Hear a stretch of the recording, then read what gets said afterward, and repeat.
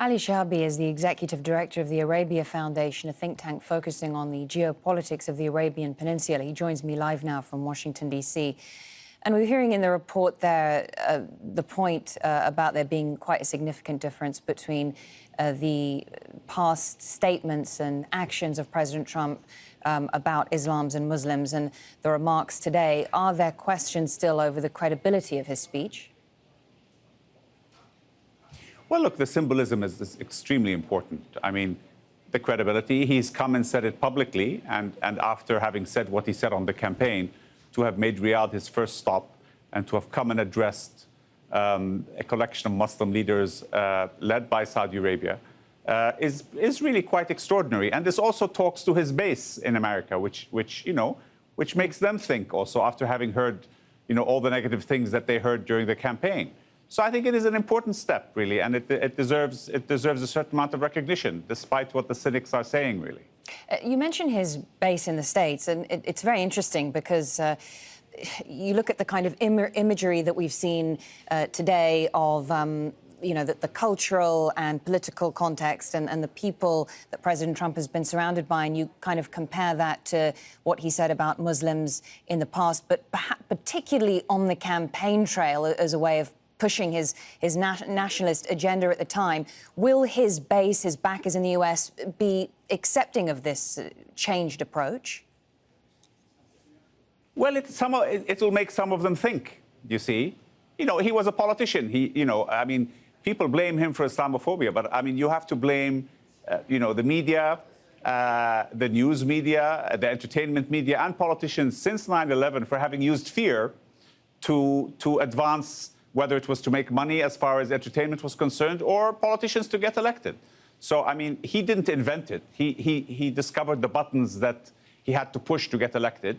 And to his credit, once he assumed the responsibilities of the presidency, and also to the credit of the people around him, Secretary Mattis, Secretary of Defense, Tillerson of State, his national security advisor, he brought highly experienced people who understood the realities of the Middle East and explained to him that, the first line of defense against terrorism, frankly, for America, are her Muslim allies, led by Saudi Arabia.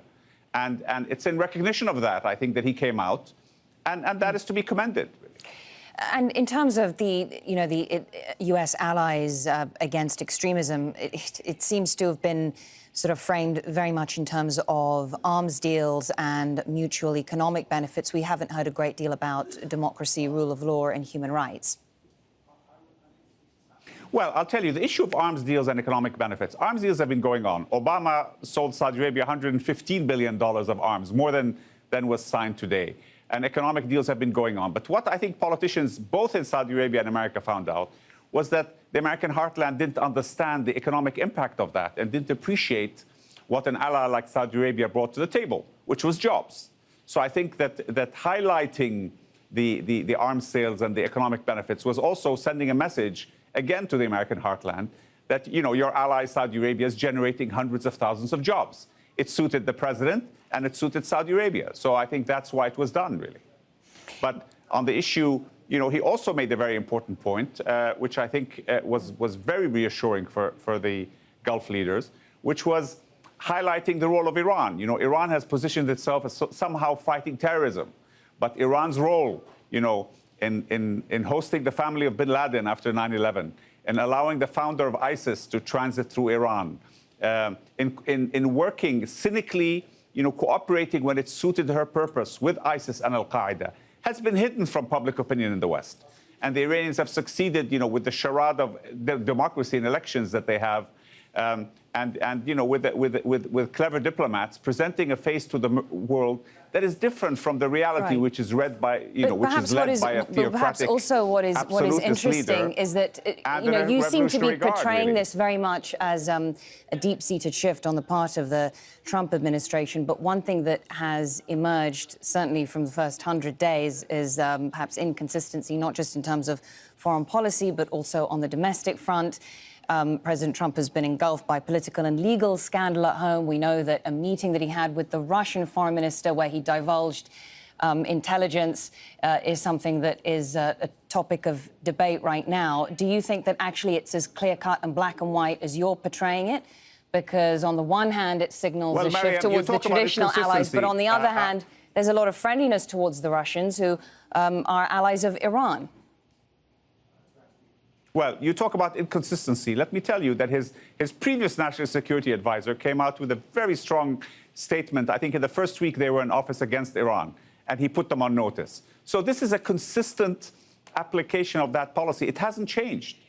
His Secretary of Defense said the same thing even before they came in to office. So I think as far as the Middle East is concerned, you know, we're not experts in domestic U.S. politics, and I'm not going to opine on that. But as far as his policy towards the Middle East has been concerned, it's been extremely consistent. As to his dealings with Russia, Russia is a global power. Saudi Arabia deals with Russia and has cooperated with us on OPEC. So I don't think we hold his relationship with Russia as something directly impacting what's going to happen in the Gulf. And I think that that's a much Shihabi larger in relationship. Washington, D.C., and everybody thank you. deals with Russia. Thank you for taking the time to speak to us. Thank you, Mariam.